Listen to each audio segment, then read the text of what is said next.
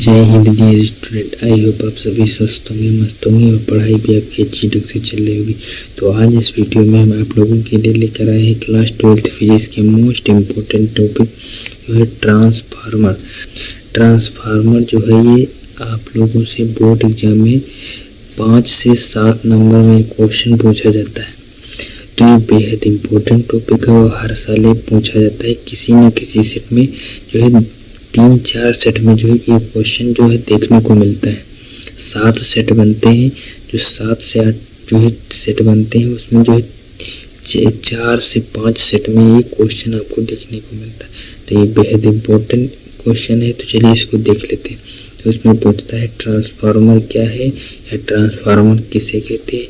तो यह विद्युत का ऐसा साधन है जिसके द्वारा प्रत्यावर्ती वोल्टता को कम या ज़्यादा किया जा सकता है। तो ट्रांसफार्मर क्या है? ट्रांसफार्मर एक ऐसा साधन है जिसकी सहायता से हम वोल्टता को कम या ज़्यादा कर सकते हैं। तो ये ट्रांसफार्मर हो गया। अब पूछता है ट्रांसफार्मर किस सिद्धांत पर कार्य करता है। तो ट्रांसफार्मर किस सिद्धांत पर कार्य करता है? तो ट्रांसफार्मर अन्योन्य प्रेरण के सिद्धांत पर कार्य करता है और यह प्रत्यावर्ती वोल्टता के लिए ही कार्य करता है और जो है दिष्ट वोल्टता पर आरोपित नहीं किया जा सकता है इसे। दिष्ट यानी कि जो है दिष्ट धारा जो होती है डीसी करंट पर, जो है डीसी करंट में जो है ट्रांसफार्मर नहीं चलेगा। ट्रांसफार्मर सिर्फ एसी करंट पर चलता है।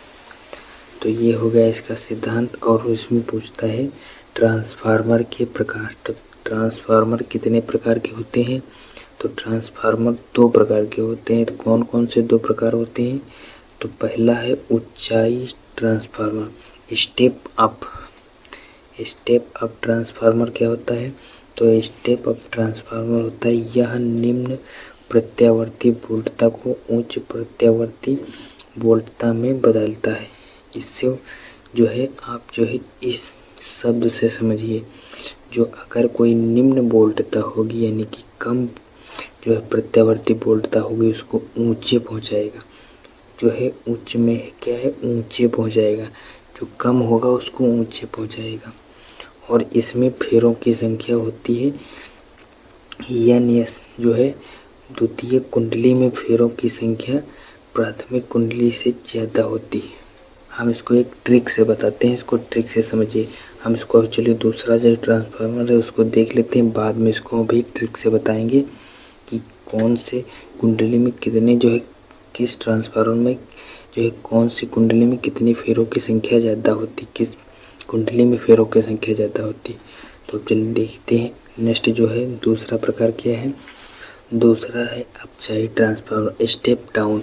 जो है अपसाइड ट्रांसफार्मर क्या होता है? यह उच्च प्रत्यावर्ती वोल्टता को निम्न वोल्टता में बदलता है।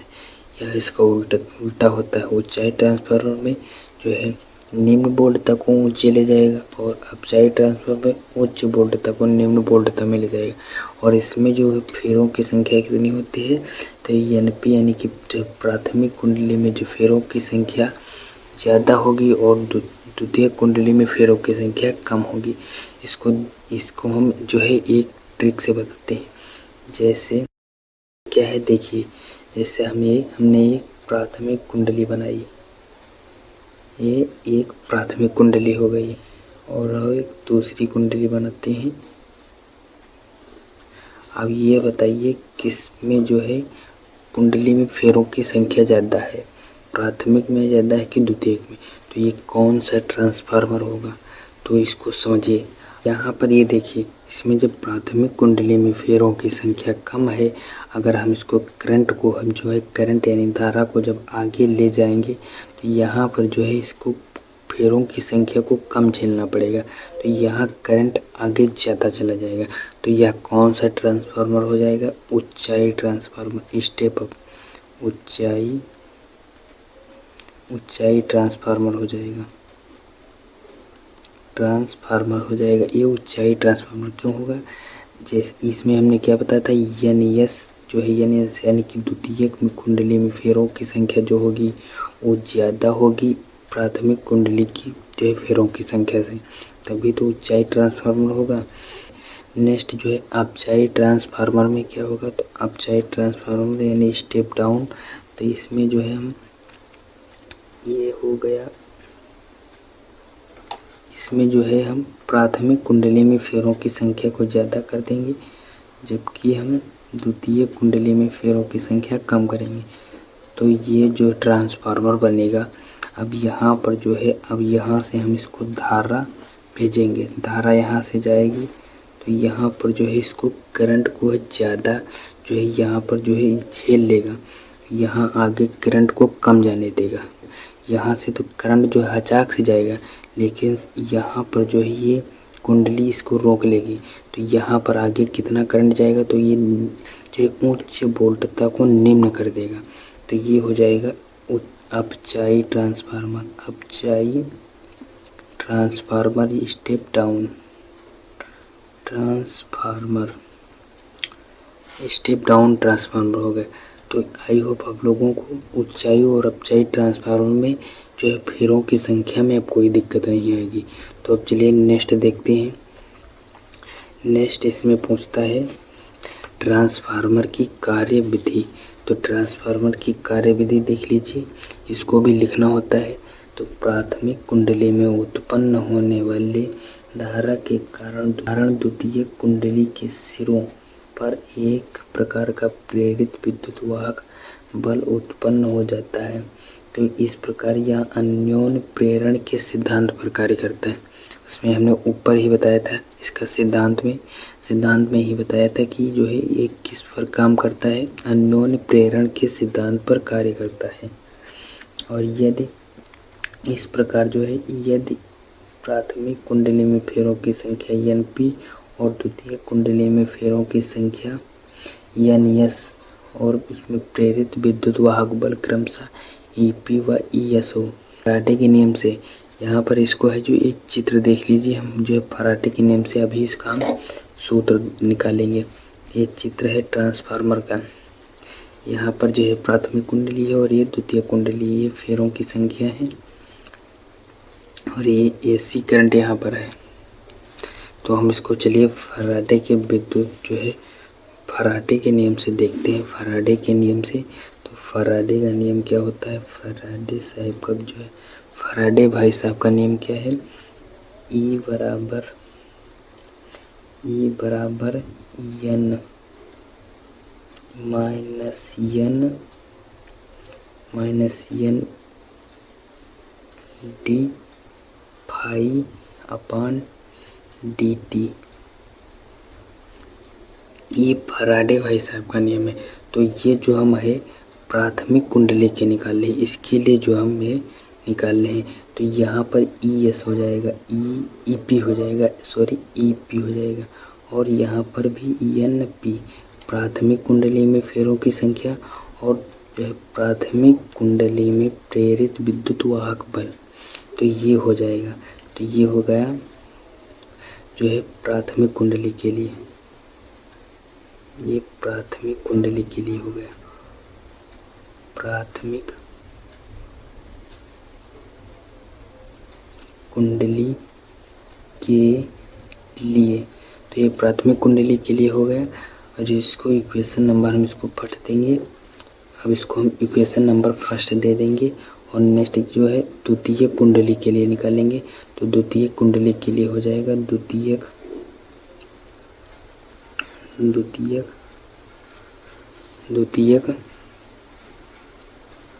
कुंडली के लिए,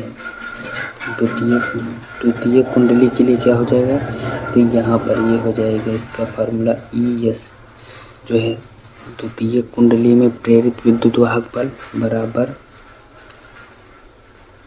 माइनस द्वितीय कुंडली में फेरों की संख्या NS यानी सेकेंडरी जो है फेरों की संख्या होगी, द्वितीय कुंडली में फेरों की संख्या d फाई अपॉन dt। ये फार्मूला कुछ इस तरह बन जाएगा। अब ये जो है इसको हम इक्वेशन नंबर सेकेंड दे देंगे, और ये इक्वेशन नंबर फर्स्ट हो गई।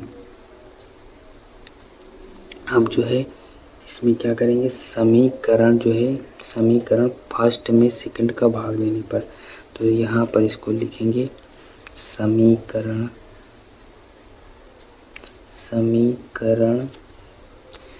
फर्स्ट में सेकंड को भाग देने पर,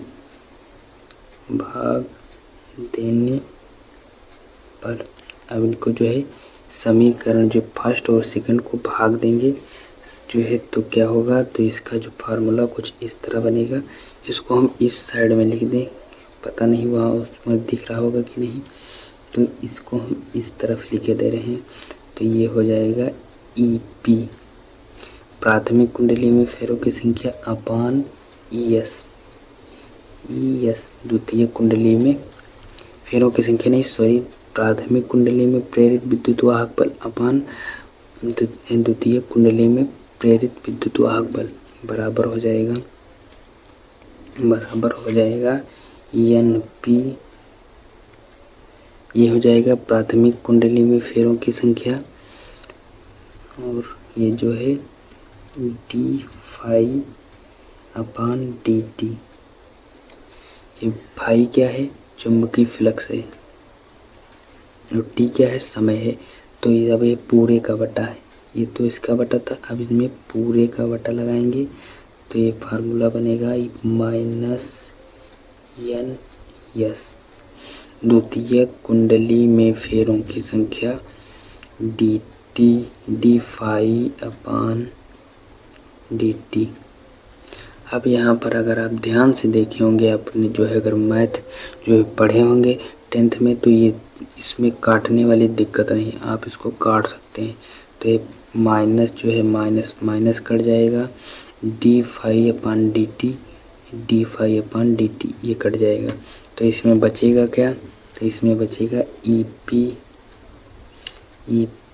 अपान ES बराबर NP अपान NS। तो ये फार्मूला जो है बन जाएगा।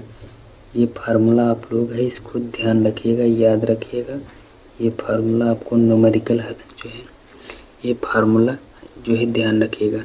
तो जहाँ पर जो है EP क्या है, प्राथमिक कुंडली में प्रेरित विद्युत वाहक बल, और जो ES क्या है, जो है द्वितीय कुंडली में प्रेरित विद्युत वाहक बल इक्वल टू प्राथमिक कुंडली में फेरों की संख्या और द्वितीय कुंडली में फेरों की संख्या। तो NP और NS दोनों जान गए, और EP और ES ये भी जान गए। तो आई होप आप लोगों को जो है इतना समझ में आ गया होगी ट्रांसफार्मर में क्या क्या पूछा जा सकता है। तो हमने इसमें जितना जो है बताया है, अगर आप इतना जो है लिख देंगे, तो आपको जो जितने भी नंबर, जो 5 नंबर का होगा तो आपको 5 नंबर देगा, 7 नंबर का होगा तो 7 नंबर, आपको पूरे नंबर जो है इसमें मिल जाएंगे, इतना जितना हमने बताया है। तो अब मिलेंगे नेक्स्ट वीडियो में, तब तक के लिए जय हिंद।